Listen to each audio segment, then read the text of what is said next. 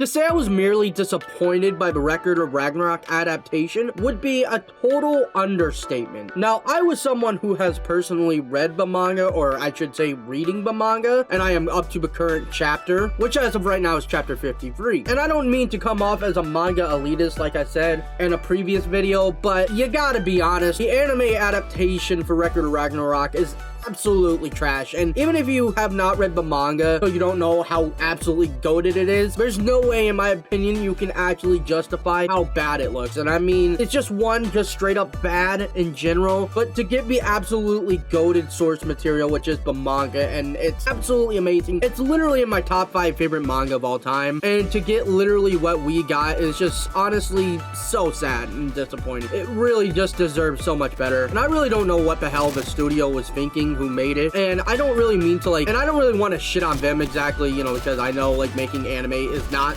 an easy thing to do, so no hate towards the studio. I don't mean any disrespect to them, but in my opinion, like I've always said, I'd rather an anime just get delayed than to be pushed out and just have it be absolutely trash. Apparently it is getting a season 2, so I guess it did sell well enough in Japan, or was liked enough in Japan, to warrant a season 2, which is absolutely surprising to me, because it's not good, man. If you read the manga, you know how amazing it is and how amazing it should be. And if Record of Ragnarok actually got the adaptation it truly deserved, it definitely could have been a contender for anime of the year. Because honestly, I was super excited for it when I read the manga. I thought oh my god, if this gets an anime adaptation and it's made by Madhouse or something, this is definitely going to be one of the biggest anime of all time. Which, well, I mean, the anime's out and it's ended, and well, what we got was complete horseshit.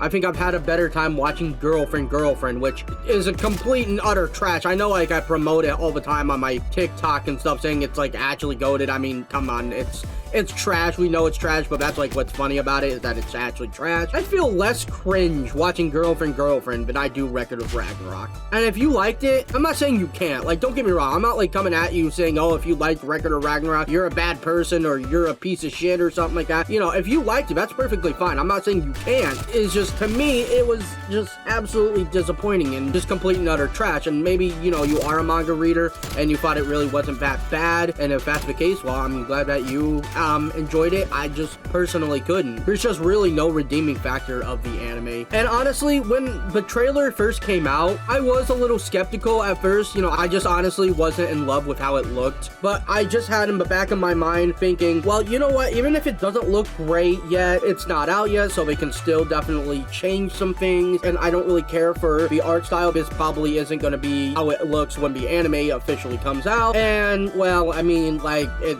literally just, yeah, wasn't that great, honestly. I mean, it literally came out and it just did not look any better. I have made a TikTok or two, kind of shitting on it because I said it has a 6.6 on Mal, which honestly, I'm surprised it even has a 6.6 on Mal, because I dropped it. I gave it a 1 because I'm this is not what I was, you know, expecting to get out of this anime. Now, I don't expect it to just have a 1 out of 10 on Mal. Obviously, that's really not realistic. Even so, a 6 is high, I think, for how trash the anime was. I was more expecting a 4. And I feel honestly, even if I wasn't someone who read the manga, I'd still be what the fuck is this anyway? So I guess you could say, well, you might be a little bit biased since you did read the manga and, you know, you were expecting something way better, which is a fair point, but probably still look at this and be what the fuck is this atrocity? And the manga definitely has some of the most hyped fights in all of manga.